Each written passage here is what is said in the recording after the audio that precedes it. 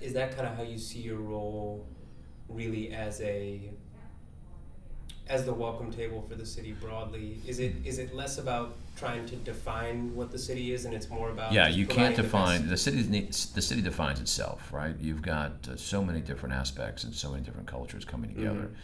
We don't need to make this up. It happens on a regular basis.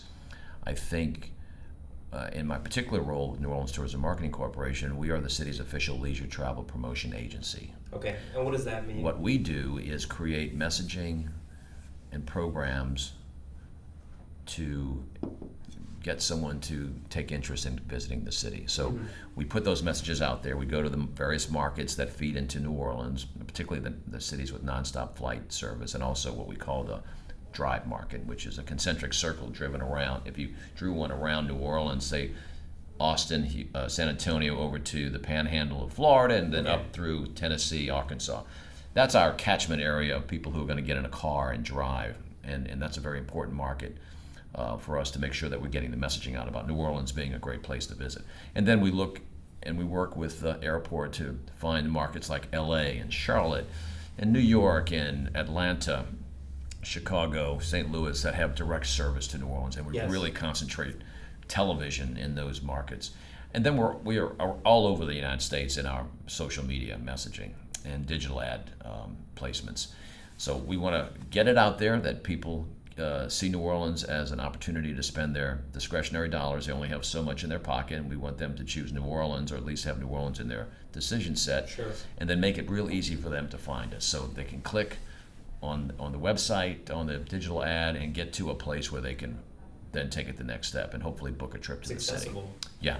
So that's what we do, and we do it domestically. We don't work on the international level. The New Orleans and Company, our partner agency, does that. Okay. They work with the State Office of Tourism for the international market, and they're also concentrating on groups of 10 or more. So that would be your conventions, up to 30, 40,000 people, to your bridal parties. You know, New Orleans has become a huge city for bachelorette parties and We've bridal noticed. parties. Yeah, really The terrific. T-shirt companies must be having a blast. They are, See, I'll and another imagine. great offshoot of that is last year when the movie Girls Trip came out. Yes. And it was filmed at Essence Festival in 2016, I think, and so it came out in 2017. It really gave a shot in the arm to a very successful festival already. Essence is a huge festival. The hotels so much depend on that business in the summer. In the summer, there used to be 20% occupancy in New Orleans. Now there is literally a festival or two or three every weekend of the summer. And we've proven that New Orleans is still a hot place to be in the summer. Now, I don't mean hot temperature, because we know it is. We're dying. And it is what it is, right? Yeah, yeah. You're not going to change that. But it's a fun, cool place to be in the summer. And so it's finding niches like that. So that's worked well. The festivals are working well. I think we've got a festival for almost every vegetable and seafood imaginable. It seems so. There's a mac and cheese festival now in New Merleton Orleans, festival. Merleton. Of course, the National Fried Chicken Festival, which this past year had over 170,000 people. I love it. 2 years ago, the first shut year, it down had less Lafayette than Square their 20,000. first year. Yeah. I mean, who knew, right? So we're doing well. Now, having said all that, it's terrific, and we're bringing a lot of people in, and we got to talk about sustainable tourism as well. All right. What does that mean? That's Sustainable how tourism is, tourism you grows could city? call it responsible tourism, and it touches a lot of things. It touches whether or not people who live here feel like they can be part of the tourism economy. We've got so many great small and diverse businesses in the city that need to be given a chance to participate. And so one of the things that we've recently moved around in and tried to help is ensuring that what we do when we market the city, we're involving as many people as possible, so that people feel like they're part of what we do, and they are part of what we do.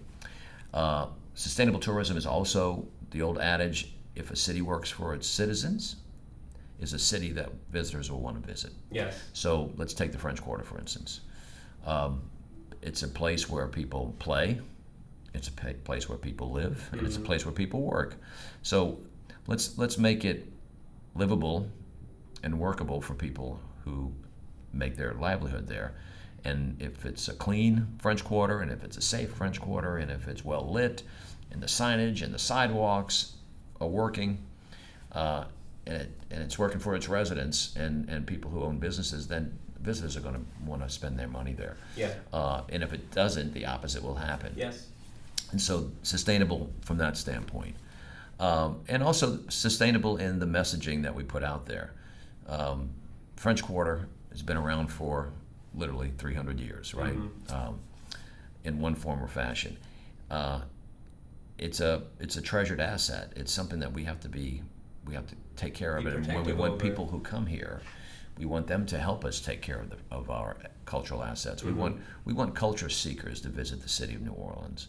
We don't want culture disruptors. We want people who respect our culture. We don't want people who come in here and not tip or not care and give proper respect to musicians and the Mm-hmm. Black Mardi Gras Indian tribes. And we want people who are part of the vibrancy and help us sustain this culture.